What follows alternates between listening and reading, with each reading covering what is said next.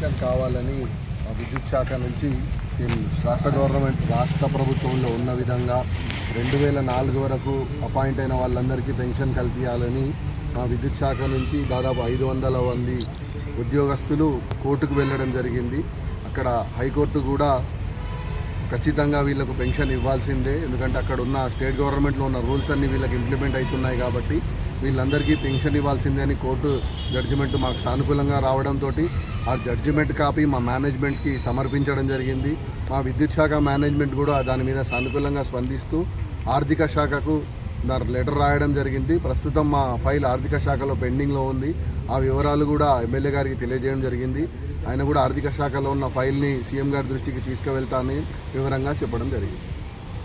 MLA ఆలయ ప్రభుత్వ అధ్యక్షుడు వీళ్ళ ఎల్ఏ సార్ గారికి కలిసి 1999 to 2004 వరకు ప్రభుత్వంలోని వివిధ శాఖలలో పెన్షన్ ఉంది, వాళ్ళు హాయిగా ఉన్నారు, కనుక విద్యుత్ శాఖలు మాత్రమే లేదు. అయినా కూడా మేమందరము ఉమ్మడి జిల్లాలో కంటే భువనగిరి జిల్లాలో భువనగిరి డివిజన్లోనే అత్యధిక కార్మికులు, వీళ్ళంతా విద్యుత్ కార్మికులు, వీడబ్ల్యూ బ్యాచ్ పెన్షన్ లేని వాళ్ళు ఓన్లీ ఆలేరు కాన్స్టిట్యున్సీలోనే దాదాపు 80 మంది ఉన్నారు. 80 మంది దాదాపు 40-50 మంది రిటైర్మెంట్ అయ్యి రోడ్డు మీద పడే పరిస్థితి వచ్చింది. బయట పోతే కూలి చేసే పరిస్థితి వచ్చింది. మెడికల్ అవకాశాలు లేవు. కనుక 2000 రిటైర్మెంట్ అయిన వాళ్ళతో సహా అందరికీ పెన్షన్ ఇప్పించాలి, సర్వీస్ ఉన్న వాళ్ళకు ఇప్పించాలని ఎమ్మెల్యే గారికి విరమిస్తే సానుకూలంగా సార్ స్పందించుండు. వీళ్ళంతా నా ఓటర్లే, నా నియోజకవర్గ పబ్లికే, కార్మికులే. తప్పకుండా ఈసారి నా వయసు వినిపిస్తా, మీరు టీవీలలో చూడండి, ఏదేమని మీ సమస్య మర్చిపోను అని చెప్పిండు. కనుక సార్కు కూడా ప్రత్యేకంగా ధన్యవాదాలు చెప్తూ మేము కూడా స్టేట్ లెవెల్లో అన్ని యూనియన్లు అయ్యి లెవెనార్పూర్ నాయకత్వంలో కూడా సాయిబాబా సార్ నాయకత్వంలో ఒకటై ఈపీఎఫ్ టు జీపీఎఫ్ ఖచ్చితంగా కావాలని కొట్లాడుతున్నాం. అదేవిధంగా ఈ పెన్షన్ లేని బాధితులంతా ఈ యాదాద్రి జిల్లాలోనే భూమి డిజన్ లేకున్నారు కనుక తప్పకుండా పెన్షన్ వస్తుందని మేము మీడియా ద్వారా, మీ అందరి ద్వారా, ఎమ్మెల్యే గారి ద్వారా ముఖ్యమంత్రి దృష్టి తీసుకుపోవాలని, ఇప్పియాలని ఆ భగవంతుని యాదాద్రి లక్ష్మణ సాక్షిగా మేము కోరుకుంటూ ముగిస్తున్నాను. జై హింద్, జై లవనాథ్. మా విద్యుత్ శాఖ తరఫున మా ఉద్యోగస్తులు అందరము ఉమ్మడిగా వచ్చి గౌరవ ఎమ్మెల్యే గారికి వినతి పత్రం ఇవ్వడం జరిగింది. ఎందుకంటే మా శాఖలో 1999 నుండి 2004 వరకు పింఛన్ అవైలబుల్ అది ప్రతి డిపార్ట్మెంట్లో ఉంది. మా డిపార్ట్మెంట్లో మాత్రం అది ఇంప్లిమెంటేషన్ చేస్తలేరు.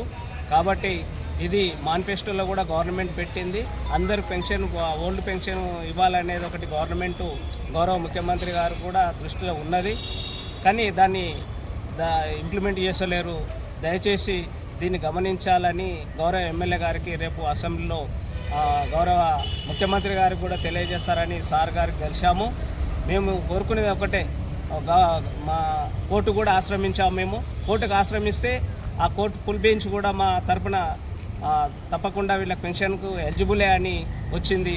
ఇప్పుడు ఎంతోమంది చనిపోయారు డిపార్ట్మెంట్కే అంకితమయ్యాము. వీడబ్ల్యూ బ్యాచ్ మేము కాళ్ళు, చేతులు, ప్రాణాలు అన్నీ పోయినా కానీ ఈ యొక్క డిపార్ట్మెంట్ నమ్ముకొనే ఈ సమస్యలో పనిచేస్తున్నాము. కానీ రేపు రిటైర్డ్ అయిన తర్వాత మాకు ఎలాంటిది, ఇటు చూస్తేనేమో ప్రభుత్వ ఉద్యోగులు అంటారు, అటు పోతేనేమో మాకు రేషన్ కార్డు కూడా ఉండదు. రేపు రిటైర్డ్ అయిన తర్వాత హాస్పిటల్ పోదామంటే మీరు ప్రభుత్వ ఉద్యోగులు అంటారు, దానికి మాకు కార్డు లేకుండా పోయింది. ఇప్పుడు మా భార్య, పిల్లలు రేపు రిటైర్డ్ తర్వాత సోదరులు ఎంతోమంది రిటైర్డ్ అయ్యారు, వాళ్లకు ఎలాంటిది ఆసరా లేకుండా పోతుంది. దీన్ని గవర్నమెంట్ గమనించి తప్పకుండా 2004 బ్యాచ్ వరకు ఈ ఇంప్లిమెంట్ చేయాలని మరొకసారి తెలియజేస్తున్నాము. మొత్తం అందరికీ కూడా ఒకటే సమస్యలో ఒకటే విధానం ఉండాలని మా డిమాండ్ సార్. తప్పకుండా మీరు గౌరవ ముఖ్యమంత్రి గారి దృష్టికి ఎమ్మెల్యే గారు తీసుకుపోతారని ఆశిస్తూ కోరుకుంటూ ముగిస్తున్నాను. ఈరోజు యాదాద్రి భువనగిరి జిల్లా విద్యుత్ ఉద్యోగుల తరఫున ఆలేరు గౌరవ ఎమ్మెల్యే బీర్ల ఐలయ్య గారిని కలవడం జరిగింది. ప్రధానంగా మా సమస్య ఏంటంటే రాష్ట్ర ప్రభుత్వంలో 2004 వరకు పెన్షన్ సౌకర్యం ఉంది, కానీ మా విద్యుత్ శాఖలో మాత్రం 1999 నుండి పెన్షన్ సౌకర్యం కల్పించలేదు.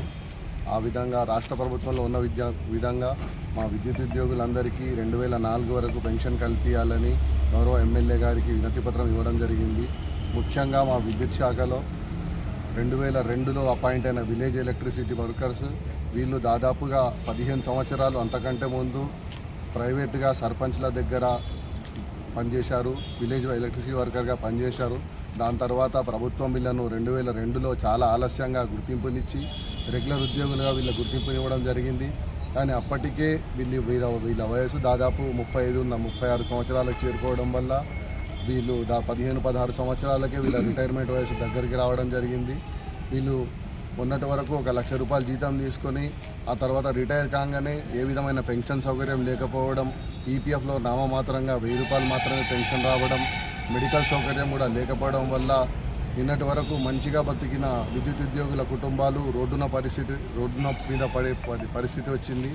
ఈ విధంగా ఎంతో ఇబ్బంది పడుతున్న విద్యుత్ ఉద్యోగులు రిటైర్ అయిన తర్వాత తాను కానీ తన కుటుంబ సభ్యులు కానీ అనారోగ్యం పాలైతే కనీసం హాస్పిటల్లో చూపించుకునే పరిస్థితి కూడా లేదు.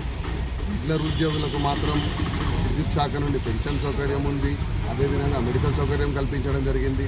కానీ మా 1999 తర్వాత అపాయింట్ అయిన వారికి మాత్రం ఏ విధమైన పెన్షన్ లేకుండా, మెడికల్ సౌకర్యం లేకుండా చాలా ఇబ్బందులు పడుతున్నారు. ఈ విషయాలన్నీ కూలంకుషంగా గౌరవ ఎమ్మెల్యే గారి దృష్టికి తీసుకువెళ్ళడం జరిగింది. ఎమ్మెల్యే గారు మా బాధలు చాలా ఓర్పుగా సహనంగా విని మా యొక్క సమస్యలను కంపల్సరీ ఈసారి అసెంబ్లీలో మా సమస్యలను వివరిస్తామని మాకు హామీ ఇవ్వడం జరిగింది. వారికి మా విద్యుత్ ఉద్యోగుల తరపున ప్రత్యేక ధన్యవాదాలు తెలియజేస్తున్నాం.